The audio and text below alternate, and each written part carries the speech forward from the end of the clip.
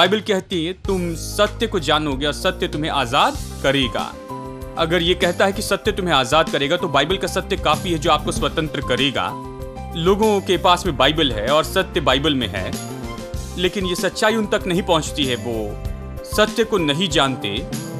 जो सच्चाई जानते हैं वो स्वतंत्र करती है। बाइबल की जो सच्चाई है वो स्वतंत्र नहीं करती।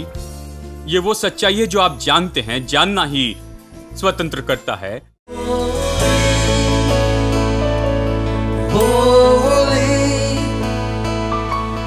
Are you Lord God Almighty? Worthy is the Lamb, worthy is the Lamb. You are holy, holy. Are you Lord God Almighty? Worthy is the Lamb. Worthy is the Lamb. You are holy, holy.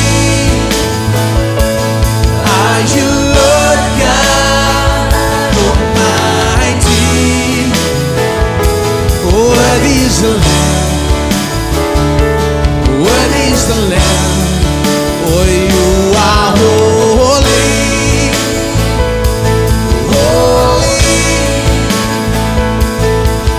You Lord God Almighty, worthy is the Lamb, worthy is the Lamb, worthy is the Lamb, worthy is the Lamb. Amen.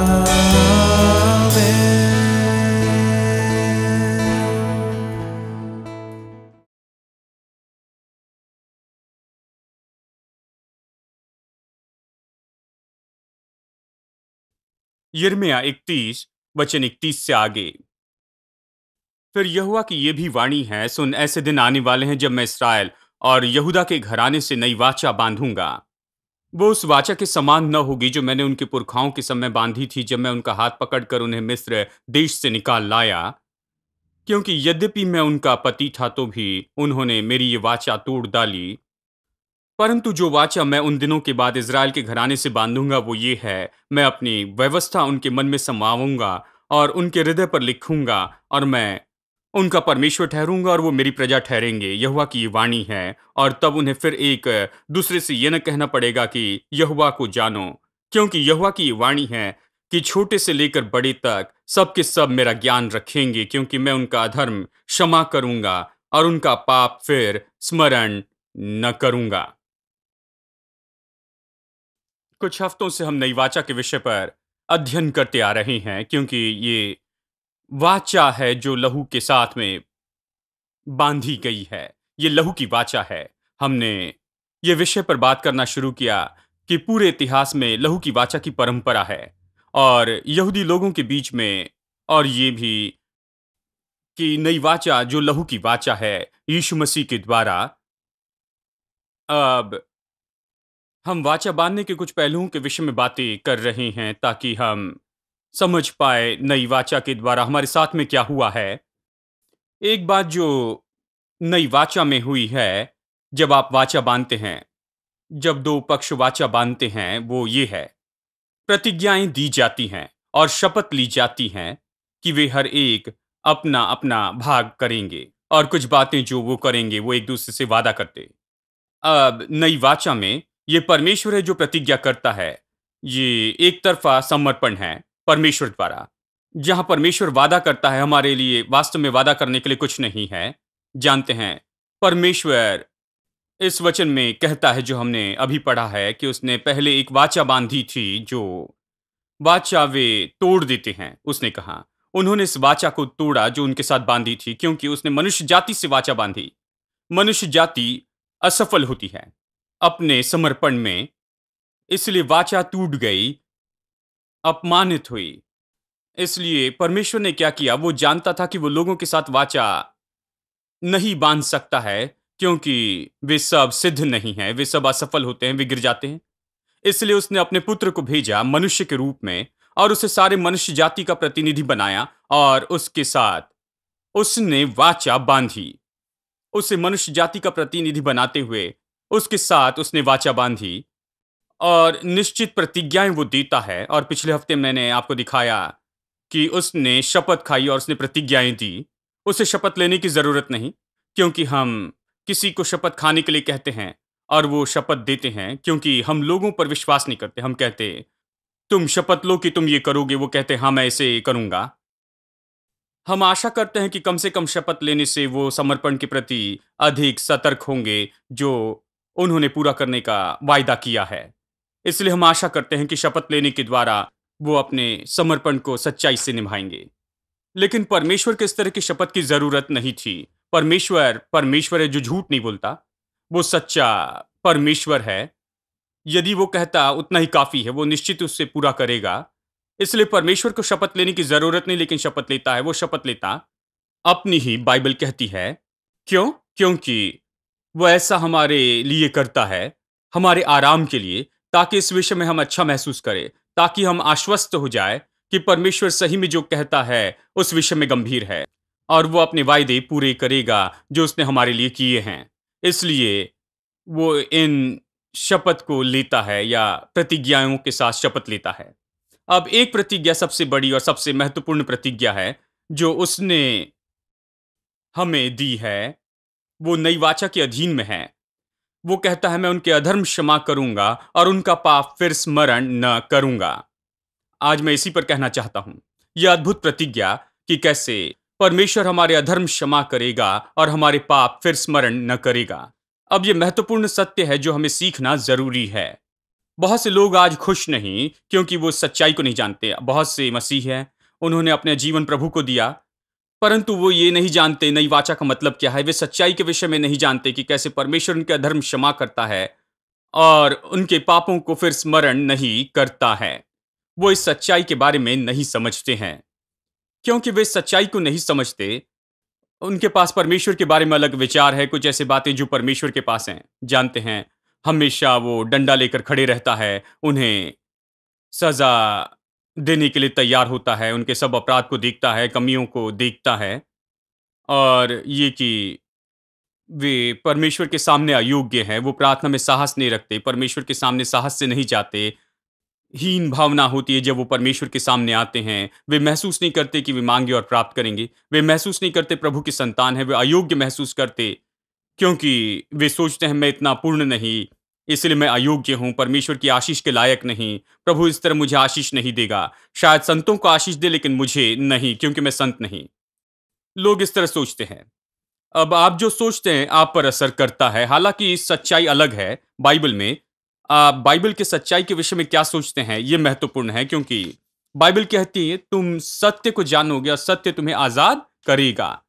अगर यह कहता है कि सत्य तुम्हें आजाद करेगा तो Bible का सत्य काफी है जो आपको स्वतंत्र करेगा। लोगों के पास में बाइबल है और सत्य बाइबल में है, लेकिन यह सच्चाई उन तक नहीं पहुंचती है। वो सत्य को नहीं जानते। जो सच्चाई जानते हैं वो स्वतंत्र करती है। बाइबल की जो सच्चाई है वो स्वतंत्र नहीं करती। ये वो सच्चाई है जो आप जानते हैं, जानना ही स्वतंत्र करता है। इसलिए आप क्या जानते हैं ये फर्क लाता है, क्या विश्वास करते हैं ये फर्क लाता है। उदाहरण के लिए चलिए साधारण उदाहरण दो। उदाहरण के लिए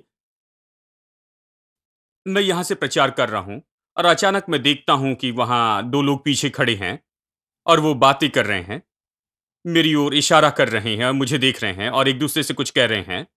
तुरंत मेरा विचार ये होता है वो मेरे विषय में कुछ कह रहे हैं, शायद कुछ गपशप कर रहे हैं, मेरे बारे में कुछ बुरा कह रहे हैं, मेरे बारे में अफवाह फैला रहे हैं। कुछ गपशप मेरे विषय में चल रही है क्योंकि वो दोनों व्यक्ति वहां पर खड़े होकर बात कर रहे हैं, वो मेरी ओर देख रहे हैं तो मेरे बारे में बुरा ही कह रहे होंगे। परंतु सच्चाई ये है वो मेरे लिए जन्मदिन की पार्टी की योजना बना रहे हैं। वे अपने पास्टर से प्यार करते हैं, इसलिए पास्टर को अच्छी भेंट देना चाहते हैं, केक खरीदना चाहते हैं, उसे काटना चाहते हैं। वो मेरे लिए रहस्यमय पार्टी की योजना बना रहे हैं मेरा आदर करने के लिए मेरे जन्मदिन पर। वो मेरे लिए कुछ अच्छा करना चाहते हैं क्योंकि वो मुझसे प्रेम करते। लेकिन मैं सोच रहा हूं कि वो मेरे विरुद्ध में कुछ कह रहे हैं, वे मेरे बारे में बुरी बातें कह रहे हैं। तो इसका क्या परिणाम होता है? हालांकि उनके हृदय में अच्छी बातें हैं, यही सच्चाई है, लेकिन मैं अपनी गलत सोच से प्रभावित हो रहा हूं जो मेरे पास में है कि वो क्या कह रहे हैं। और मैं शांति खोता हूं, मैं आनंद खोता हूं, मैं अपनी खुशी खोता हूं, मैं बेचैन होता हूं। सब कुछ तनाव में है, क्रोधित, और जानते हैं, ये सब बातें मेरे भीतर में चल रही है और मुझे दुखी कर रही है इस पूरी घटना पर। क्योंकि मेरी सोच इस प्रकार से है, वो सच्चाई नहीं है। क्योंकि मैं इस प्रकार से सोचता हूं, ये मुझ पर प्रभाव डालता है। सच्चाई प्रभाव नहीं डाल रही, लेकिन ये सच्चाई है, ये मेरे लिए अच्छा करना चाहते हैं, वो सच्चाई है, परंतु वो मुझ पर असर नहीं डालता। मैं जो सोचता हूं वो मुझ पर असर डालता है। हमारे मामले में, हर एक के मामले में यही बात है। ये सच्चाई नहीं जो प्रभाव डालती, जो सच्चाई के विषय में आप सोचते हैं, अगर आप सच्चाई से मिलता हुआ सोचते हैं तो वो आप पर प्रभाव डालेगा। परंतु यदि आप सच्चाई के विरुद्ध में सोचते जाएंगे, यदि आप अपने मन में सच्चाई के बारे में परेशान हैं, यदि आप सच्चाई नहीं जानते, फिर यदि आपके पास गलत विचार है, तो बाइबल जो कहती है उस विषय में, तो यह आप पर प्रभाव डालेगा। हालांकि आप मसीह होंगे या परमेश्वर के संतान, वह आप पर प्रभाव डालेगा, यह आपके जीवन की योग्यता पर प्रभाव डालती जाएगा। तो जो आप सोचते हैं वो महत्वपूर्ण है। अब आज आप जानते हैं, ये सच्चाई महत्वपूर्ण है क्योंकि हमारे सोचने का तरीका ये बदलेगा, मैं आशा करता हूं। हम में से कुछ लोगों को इसकी जरूरत है। ये हमारे सोचने के तरीके को बदलना चाहिए, तब हम बहुत आनंदित होंगे और बहुत अधिक शांति में होंगे, और सही में खुशी और प्रसन्नता का आनंद उठाएंगे, और सही में हम प्राप्त करने लगेंगे जो वहां मसीह में आपके लिए है, नई वाचा के द्वारा। ठीक है। इसलिए परमेश्वर कहता है, एक बड़ी बात जो होनी चाहिए, एक प्राथमिक बात नई वाचा में होने पर है, वो ये है कि वो हमारे अधर्म को क्षमा करेगा और हमारे पापों को स्मरण न करेगा। पाप क्षमा किए जाएंगे, वो फिर स्मरण नहीं किए जाएंगे। वे चर्च में स्मरण किए जाएंगे कुछ प्रचारकों के द्वारा परंतु परमेश्वर कहता है, वे मेरे द्वारा फिर स्मरण नहीं किए जाएंगे, मैं उन्हें फिर स्मरण नहीं करूंगा। वैसे तो बहुत से लोग आपकी चारों ओर आएंगे और कोशिश करेंगे कि आपको ये स्मरण दिलाए, परंतु याद रखिए, परमेश्वर इन्हें स्मरण नहीं करता। इसलिए आप उनसे कहिए, परमेश्वर से स्मरण नहीं करता, इसलिए मैं स्मरण नहीं करना चाहता। इस विषय में मत कहो। यदि आप आए हैं तो कुछ और बात करो, मेरे पापों के विषय में नहीं। क्योंकि मेरे पाप यीशु मसीह के लहू के द्वारा ढांके गए हैं, वे शुद्ध हो गए हैं, दूर कर दिए गए हैं, और परमेश्वर उन्हें फिर स्मरण नहीं करता है। ठीक है। अब मेरे साथ में आप देखिए यशायाह, यशायाह अध्याय 54। ये यहाँ और भी दृढ़ता से कहता है, इसलिए यशायाह 54 में देखिए, बुनियादी रूप में वही बात है। ये अधिक मजबूती से कहता है, यशायाह 54 वचन 9 और 10। ये मेरी दृष्टि में नूह के समय के जल प्रलय के समान है, क्योंकि जैसे मैंने शपथ खाई थी कि नूह के समय के जल प्रलय से पृथ्वी फिर न डूबेगी, वैसे ही मैंने ये भी शपथ खाई कि मैं फिर कभी तुम पर क्रोध न करूंगा, न तुमको धमकी दूंगा। परमेश्वर कहता है, ये मेरे लिए नूह के जल प्रलय के समान है, क्योंकि मैंने शपथ खाई है। जल प्रलय होने के बाद परमेश्वर ने शपथ खाई कि नूह का जल प्रलय फिर पृथ्वी का नाश नहीं करेगा। भूमि फिर से पानी के द्वारा नाश नहीं की जाएगी, जैसे नूह के दिनों में हुआ था। वैसे ही मैंने भी शपथ खाई है, परमेश्वर कहता है, कि फिर कभी तुम पर क्रोध न करूंगा और न तुझको धमकी दूंगा। कल्पना कीजिए, प्रभु कहता है, मैं तुम पर क्रोधित न होऊंगा और न तुमको धमकी दूंगा। वचन 10 बाद में पढ़ेंगे, एक समय एक ही वचन को हम पढ़ेंगे। अब परमेश्वर कहता है कि वो कभी क्रोध न करेगा या आपको धमकी न देगा। अब यदि हम इस प्रकाशन को लेते हैं, ये सही में आपको बदलेगा। कल्पना कीजिए, अगर आपका छोटा बेटा है और आप अपने बेटे को गोद में लेते हैं और आप उससे कहते हैं, सुनो, मैं तुम्हारा पापा हूं और मैं तुमसे कहता हूं कि मैं तुम पर कभी क्रोध न करूंगा। मैं तुमसे वादा करता हूं और मैं शपथ खाता हूं कि मैं तुम पर कभी क्रोध न करूंगा किसी भी कारण से। यदि आपने ऐसा कहा तो कल्पना कीजिए कि किस तरह की सुरक्षा की भावना उस बच्चे में आएगी। बच्चा बहुत ही आनंदित और खुश हो जाएगा, ये जानते हुए कि बच्चे के पिता ने इतना सुंदर वादा किया है और शपथ भी खाई है कि वो अपने बच्चे पर फिर कभी क्रोधित नहीं होंगे। अब यहाँ ये अच्छा जान पड़ता है, परंतु हम में से कोई ये वादा निभा नहीं सकता क्योंकि चलिए कहिए बच्चे पे दोष लगाएं, क्योंकि कई बार वे खुद के विषय में इतनी गड़बड़ी करते हैं, वो हमें क्रोध के लिए भड़काते हैं, और इस तरह से आप आनंद महसूस करेंगे। ये आपकी समस्या नहीं है। मेरा मतलब है वो आपको क्रोध दिलाते हैं और यही सच्चाई है। इसलिए हम कभी ऐसे वादे नहीं करते हैं, ना शपथ लेते हैं। हम अपने बच्चों से प्रेम करते, उनके लिए अच्छा करना चाहते। हम नहीं चाहते हैं कि उन पर क्रोधित होते चले जाएँ। हम वास्तव में नहीं करना चाहते। परंतु सच्चाई ये है कि कई बार हम उन पर क्रोध करते हैं कुछ परिस्थितियों के कारण और इसीलिए हम में से कोई ऐसी शपथ लेना नहीं चाहता है। परंतु परमेश्वर जो कभी झूठ नहीं बोलता। परमेश्वर जो कर सकता है वही वो कहता है। हमारे स्वर्गीय पिता ने शपथ खाई है। वो कहता है मैं तुम पर कभी भी क्रोधित ना होऊँगा। ज़रा आप कल्पना कीजिए उसने ये अद्भुत प्रतिज्ञा दी है, परमेश्वर ने शपथ खाई है। कोई साधारण प्रतिज्ञा नहीं। ये ऐसी है जहाँ परमेश्वर ने शपथ खाकर ये वायदा किया है। वो कहता है मैं तुम पर कभी क्रोधित ना होऊँगा और मैं तुमको कभी न धमकाऊँगा, कभी भी। और हमारा परमेश्वर अच्छा परमेश्वर है। वो जो कहता है उसे करने के योग्य है। इस संसार में कोई भी पिता उससे बढ़कर प्रतिज्ञा नहीं कर सकता। हमारा पिता परमेश्वर हमसे वादा करता है, मैं तुम पर कभी क्रोधित नहीं होऊँगा, मैं तुम्हें कभी नहीं धमकाऊँगा। कितने लोग ये विश्वास करते हैं?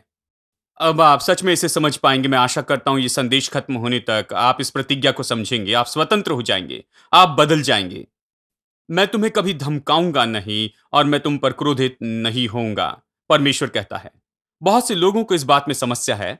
वो कहते हैं, "ये अच्छा है, मैं जानता हूँ भाई, यशायाह 54 में देख सकता हूँ, वचन 9 और 10 में, मैं इस पर विश्वास करता हूँ।" परंतु बात ये है, वहाँ पर और भी दूसरे वचन हैं, वो हमेशा मुझ पर दोष लगाते हैं। मैं अच्छे वचन चुन लेता हूँ और हमेशा अच्छे वचन पर प्रचार करता हूँ। मैं हमेशा उनसे कहता हूँ, "आपने पहले बुरे वचन चुन लिए हैं, जो बचा हुआ है उसे ही मैं लेता हूँ।" इसलिए ऐसे लोग हमेशा मुझ पर उँगली उठाते हैं। कहते हैं आपने बेहतरीन वचनों को बाइबल से लिया है और आप उनमें से प्रचार करते हैं, परंतु दूसरे वचनों के बारे में क्या? मैं कहता हूँ कौन सा वचन? एक भाई ने कहा इफिसियों अध्याय 2 वचन 3 कहता है कि हम सब क्रोध की संतान थे, परमेश्वर के क्रोध के अधीन हैं। इसलिए कुछ कलीसियाओं में इस प्रकार का प्रचार चलता है। रविवार के दिन मसीह लोग आते हैं, उन्हें बताया जाता है कि वे सब परमेश्वर के क्रोध के अधीन हैं। एक सुबह एक बहन ने मुझसे कहा, वो आ रही थी और हमारे एक पास्टर से उसने कहा, मैं खुश हूं कि आज मैं यहाँ पर आई क्योंकि पास्टर ने इस विषय में प्रचार किया। एक भाई हैं जिन्हें मैं जानती हूँ, वो हमेशा हमारे घर में आते कहते हैं मुझे ये वो करना है और प्रभु का क्रोध मुझ पर भड़का है। प्रभु अपनी आग मुझ पर बरसाएगा और मुझे भस्म कर देगा। और इसी दौरान मेरे दिल में दर्द उठने लगा है, कुछ तकलीफें हो रही हैं और ये सब। मैं बहुत डर गई थी, शायद ये व्यक्ति सच कह रहे हैं, क्योंकि जब भी वो कहते हैं यहोवा यूं कहता है।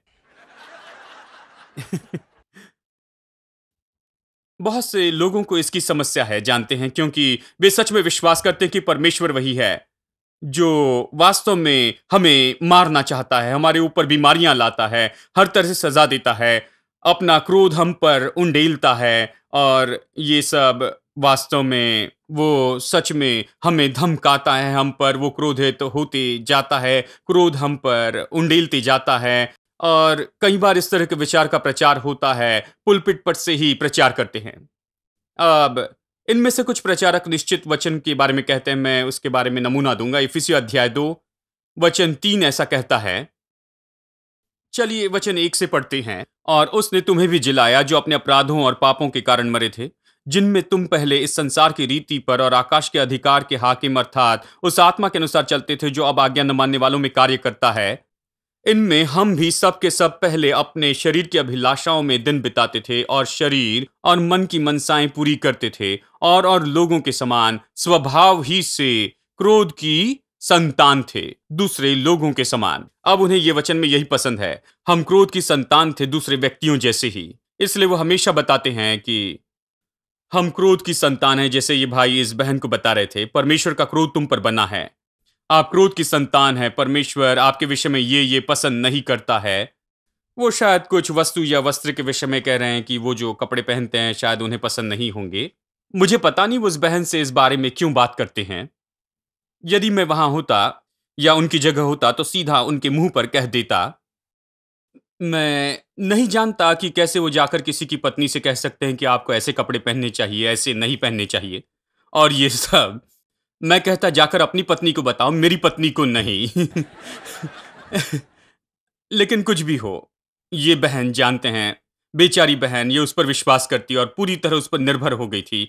वो सोचती थी शायद वही सही है और परमेश्वर का क्रोध उन पर भड़का है और वो ऐसे वचनों का उपयोग करते हैं, हम क्रोध की संतान हैं, परमेश्वर का क्रोध बना है, बाइबल के वचन हैं। वो बहुत से वचन का संदर्भ बताते हैं इन बातों के बारे में। देखिए, कोरा सत्य ये है कि परमेश्वर अभी आप पर क्रोधित नहीं है, वो आपको नहीं धमकाएगा। यही कोरा सत्य है, सच्चाई यही है। कोई मायने नहीं कि कौन क्या कहता है, परमेश्वर आप पर क्रोधित नहीं है, परमेश्वर आपको धमकाएगा नहीं। ये कोरा सत्य है। जब बाइबल कोरे सत्य के बारे में बताती है, तो निश्चित रूप में इस प्रकार से कि मैं शपथ लेकर तुमसे ये कहता हूं और मैं तुम पर कभी क्रोधित नहीं होऊंगा, ये इतना ही काफी है। यदि आप बाइबल में कुछ और पढ़ते हैं जो इस स्पष्ट वाक्य के कहने से विपरीत जान पड़ता है, यदि आप कुछ अस्पष्ट वाक्य पढ़ते हैं जो विपरीत जान पड़ता है, जो ये स्पष्ट कथन कहता है उससे, तब आपने अवश्य उस अस्पष्ट वाक्य को अधिक देखना चाहिए, क्योंकि आप अवश्य उस वाक्य का सही अनुवाद करना चाहेंगे। यही समस्या है, जिस तरह लोग समझते हैं, जिस तरह आप इसे देखते हैं, यही इसे समझने की कोशिश करते हैं। आप समझेंगे कि परमेश्वर के संतान के विषय में ये नहीं कह रहा है। ये वचन इस तरह से है, जानते हैं, ये कहता है अन्य लोगों के समान हम क्रोध के संतान थे। अगला वचन, परंतु परमेश्वर ने जो दया का धनी है, उसने अपने बड़े प्रेम के कारण जिससे हमसे प्रेम किया, जब हम अपराध के कारण मरे हुए थे तो हमें मसीह के कारण जिलाया, अनुग्रह ही से तुम्हारा उद्धार हुआ है। ये कहता है ऐसे मनुष्य जो कि क्रोध की संतान है, जो वाचा के बाहर हैं, लोग नया जन्म नहीं पाए हैं, वो लोग परमेश्वर के न्याय के अधीन हैं। देखिए, हम मनुष्य जाति होने के नाते पाप में पैदा हुए, हम पाप में रहते हैं, हम परमेश्वर के न्याय के अधीन हैं। उस दशा में, उस परिस्थिति में, यानी हम पर मृत्यु की सजा हुई थी। जो मनुष्य पाप करता है वो निश्चित मरेगा। पाप की मजदूरी तो मृत्यु है। सजा हमारे ऊपर में बनी थी, परंतु एक बार जब हम मसीह में विश्वास करते हैं और परमेश्वर के परिवार में आते हैं, हम नई वाचा में आते हैं। नई वाचा में तो वो पुरानी वाचा रद्द होती है, वो खत्म होती है। अब देखिए, और अब आप परमेश्वर की संतान हैं। आप क्रोध के संतान नहीं, आप परमेश्वर के अनुग्रह और दया की संतान हैं। अनुग्रह और दया की संतान ये बता रहा है, आप पहले क्या थे? आप क्रोध की संतान थे, अब आप अनुग्रह से बचाए गए हैं। ये कहता है Clap your hands, all ye people, and shout, hey, unto God with a voice of triumph. Oh, oh, oh, with a voice of triumph. Oh, oh, oh, you are the everlasting God. Shine your light through us for all the world to see. You are the hope of broken hearts. You overcame the grave, saved humanity. Sing it, hallelujah. Jesus is alive. Oh, clap your hands, all ye people, and shout, hey, unto God. Oh, clap your hands, all ye people, and shout, hey, unto God. Oh, with a voice of triumph. Oh, oh, oh, with a voice of triumph.